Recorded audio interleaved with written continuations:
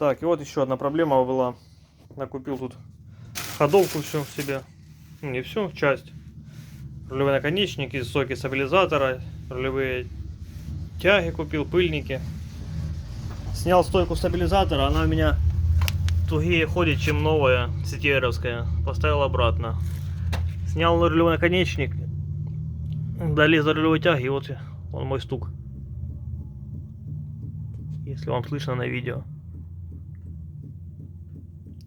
При том, что пыльник целый, все, но видно, что там была водичка. А водичка была из-за той причины, что поставили не хомуты, а просто стяжки.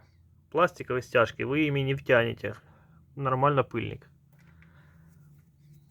Получается, мне надо будет поменять только просто рулевые тяги и все. Пыльники даже оставлю эти, все, оставлю это.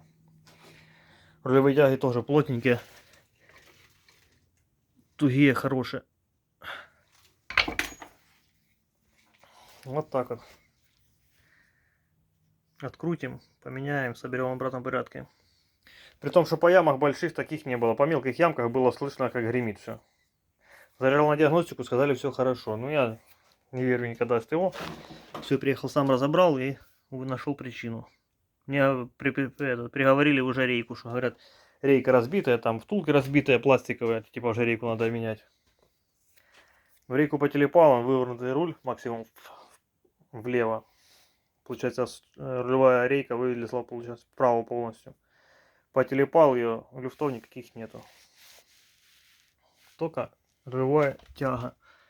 Тягу заменим и на развал. Всем хорошего вечера, дня, когда вы смотрите. Не знаю. Если интересно, буду снимать дальше, что будет происходить. И надо будет поменять еще сальник на коробке. Вон сальник этого полуоси. Видно, течет аж вымыто. Это все копейки. Сделаем. Вот так вот.